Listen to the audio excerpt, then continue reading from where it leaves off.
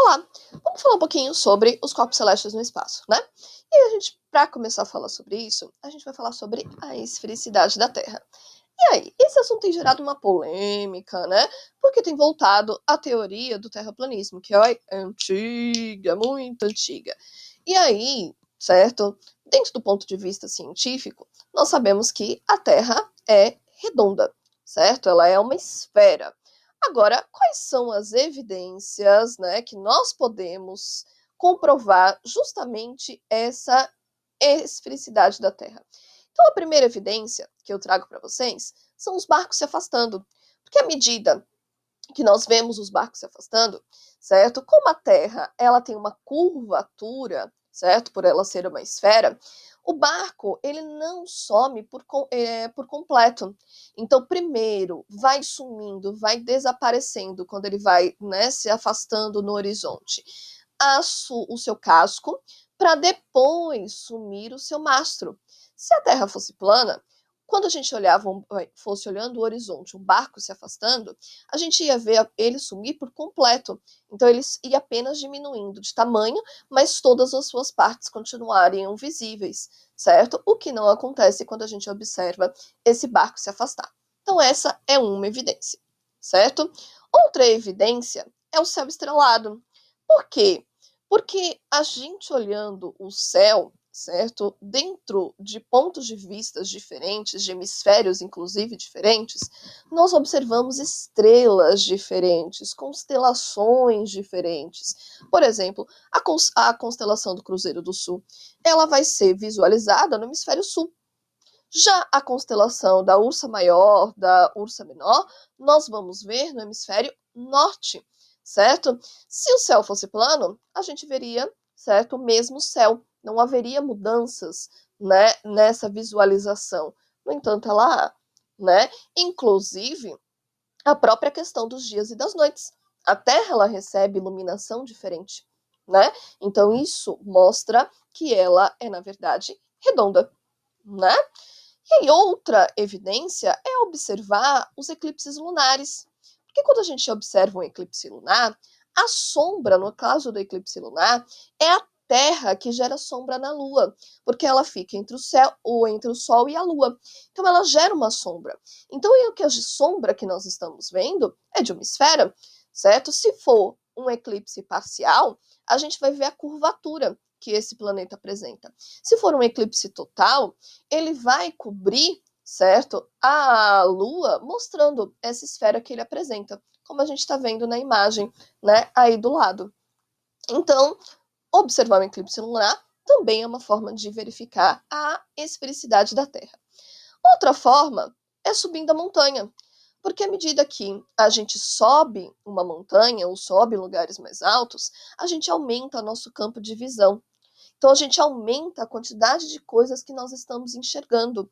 Se a Terra fosse plana, a gente iria subir e observar as mesmas coisas, certo? Mas como existe uma curvatura, conforme a gente sobe, a gente aumenta esse campo de visão. Então a gente consegue enxergar coisas mais ao longe, certo? Então essa é outra evidência.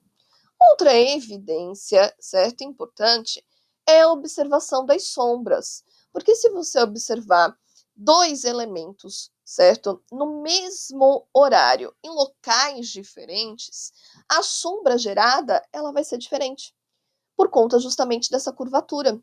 Então, se a Terra fosse plana, essa sombra, no mesmo horário, mas em lugares diferentes, ela iria ser igualzinha, como vocês podem ver aí nessa imagem. Mas como existe uma curvatura desse nosso planeta, então, em locais diferentes, mesmo horário, a sombra gerada ela é diferente, certo? Então, por conta dessa incidência de raios solares diferentes, né? Por conta dessa curvatura que o planeta apresenta. Outra forma são os balões meteorológicos, né? Então, à medida que eles são lançados na atmosfera, eles sobem bem alto e eles conseguem coletar imagens, né? Então, seria o mesmo princípio de observar imagens de satélite. Então, se você observar imagens de satélites, você vai ver que a Terra ela tem a sua curvatura, né? Então, ela é uma esfera. Então, um balão meteorológico ele também ajuda né? E porque também as pessoas elas podem comprar esses balões, né? Não é barato, mas pode comprar e fazer esse teste, se tiver na dúvida, né? Outra forma é observar os outros planetas, né? Então, quando a gente observa, a gente usa imagens de satélites, de telescópio, a gente usa daqui mesmo uma luneta para poder observar os outros planetas, a gente vai ver o formato, né, esférico que esses planetas apresentam. Então, se eles têm uma origem em comum, por que só a Terra seria diferente? Né? Se todos eles são uma esfera, por que a Terra seria plana? Então, essas são algumas evidências que vocês podem conversar com alguém, mostrar. São evidências científicas dentro daqui que a gente pode observar a partir mesmo aqui da Terra, né? E que nos ajudam a comprovar essa esfericidade da Terra. Outra coisa, quando a gente fala desses corpos celestes, são os movimentos que eles realizam, que é o movimento de rotação e de translação, certo? O movimento de rotação é um movimento que a Terra faz dando a Terra e os outros planetas dando a volta em torno dela mesma. Então ela gira em torno do próprio eixo. Esse movimento de rotação, ele é responsável pelos dias e as noites, e ele tem duração de 24 horas. Nós chamamos isso de dia terrestre, porque é o tempo que o nosso planeta demora para dar uma volta completa em torno do seu próprio eixo. Porque os outros planetas também fazem rotação, mas cada um tem o seu tempo para dar uma volta completa. Então, o nosso tempo é 24 horas, mas isso não é um padrão para todos os planetas do sistema solar, certo? O movimento de translação, que é o movimento que a Terra vai fazer dando uma volta em torno do Sol, ele vai ser responsável por as estações do ano, os anos bissextos. Por quê? Porque esse tempo que a Terra demora para dar uma volta completa em torno do Sol, a gente demora 365 dias e 6 horas, aproximadamente, certo? E aí, a gente tem um acumulado dessas 6 horas durante 4 anos.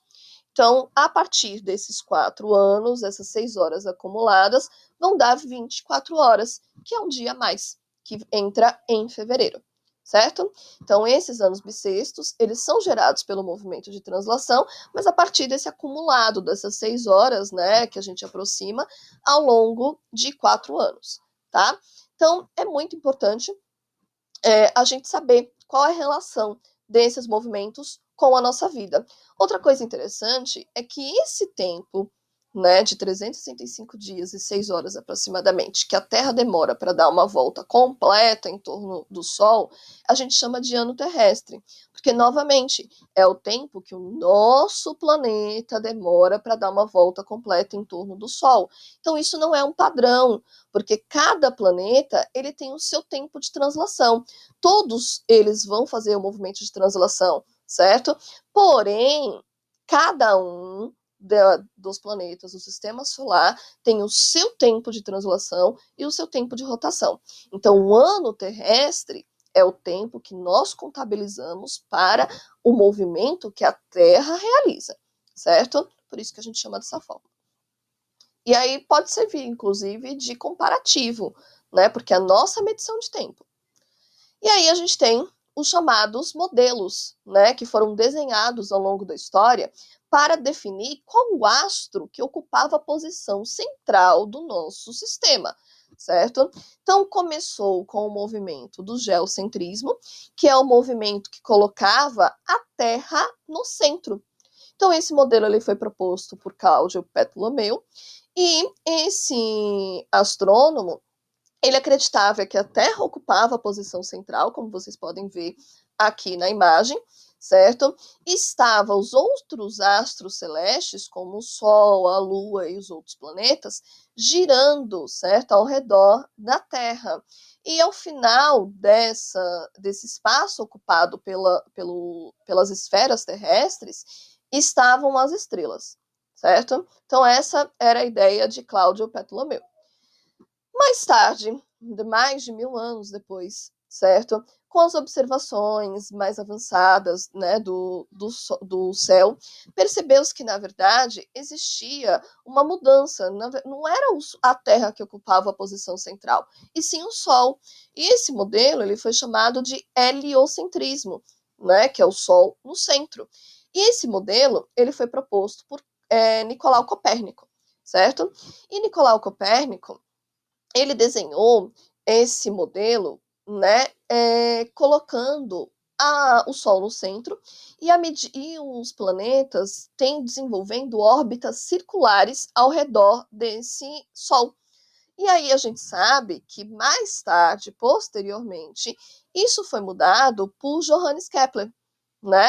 Então, o Johannes Kepler, ele percebeu que, na verdade, as órbitas, elas eram elípticas, né? Então, ele reconstruiu, ele redesenhou esse modelo heliocêntrico de Nicolau Copérnico, colocando as órbitas elípticas, certo? Então, esse, mais ou menos, foi um apanhado resuminho sobre esses corpos celestes que nós vimos. Eu espero ajudar vocês nesse processo de estudo, certo? Então, gente, beijo, fiquem com Deus, amo vocês, viu? Saudade sempre. Sintam-se abraçados, certo? E recebam todo o meu carinho com esse vídeo para que ajude vocês nesse processo de estudo. Beijo, amores!